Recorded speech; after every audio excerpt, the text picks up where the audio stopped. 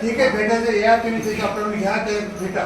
पण ही काय पद्धत आहे? आम्ही साहेब त्यांना भेटायला आलो तेव्हा ही पण ते नाही आम्हाला हाकलून काढलं. आपण काढलं साहेब त्यांनी. तुम्हाला तेच पटतं का साहेब? आपण काढलं बाहेर आम्हाला. ते म्हणले तुम्हाला जे करायचं ते करा, तुम्ही बाहेर व्हा. एवढं बोलले. आम्ही कामाला नॉर्मल विषय आहे, साहेब. करायचं ते करा, नॉर्मल म्हणजे विषय. आम्ही आंदोलन करतोय, संविधानिक मार्गाने करतोय.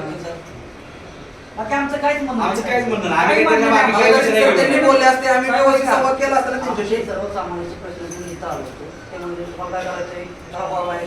आम्ही प्रायव्हेट प्रॉपर्टी नव्हतो आलो.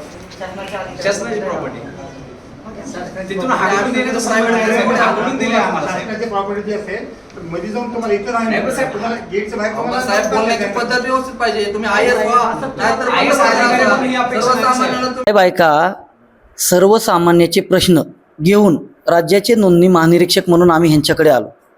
आल्याच्या नंतर गेल्या 15 दिवसापासून सर्व्हर स्लोचा प्रॉब्लेम सुरू आहे.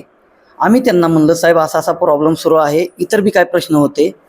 तर त्यांनी आम्हाला सांगितलं मी बघाल, कराल नाही तर नाही कराल, तुमचा काय संबंध, हो बाय, अशा भाषेमध्ये त्यांनी आम्हाला बाहेर काढलं. आता ही महाराष्ट्राच्या जनतेला पटेल का नाही ती जनतेनेच बघावं. असे IAS अधिकारी जर सर्वसामान्य आपल्यासारख्या एका साध्या कार्यकर्त्यांना जर बोलत असतील तर अवघड परिस्थिती आहे.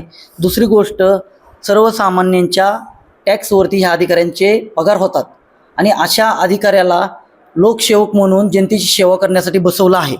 आणि अशा हुजूरगिरी, गुंडगिरी, माजूरगिरी करणाऱ्या अधिकाऱ्याला शासनाने तात्काळ निलंबित करावे. माझी आज मुख्यमंत्र्याला आपल्या माध्यमातून आणि महसूल मंत्र्याला एकच मागणी आहे, योग्य ती आमच्या आपल्या माध्यमातून दखल घ्यावी आणि संबंधित अधिकाऱ्यावर कारवाई करावी. एवढीच मी आंदोलनाच्या माध्यमातून आज मागणी करतो. नाही, माझी आणि त्यांची काय दुश्मनी आहे? मी तर पहिल्यांदाच त्यांना भेटायला आलतो सर्वसामान्याचे प्रश्न घेऊन. काय प्रश्न होता तुमचा? महाराष्ट्रभर सर्व्हर स्लोचा प्रॉब्लेम सुरू आहे. आता सर्वसामान्य जनता लाखो रुपये शासनाला महसूल देते आणि लोकांना ताटकळत बसावं लागतं. वयस्कर लोक असतात, अशा लोकांना बसावं लागतं. म्हणून आम्ही आज या ठिकाणी ह्यांच्यापाशी भावना मांडायला आलो होतो, परंतु त्यांनी आमची कुठलीही दखल घेतली नाही. आणि आता तुम्ही काय मागणी केली त्यांची? काय नाही, त्यांच्यावर कारवाई व्हावी ही आमची मागणी आहे. आज तर ते कार्यालयात पण नाही. नाही, आज कार्यालयात नाही, आता तो त्यांचा प्रश्न आहे.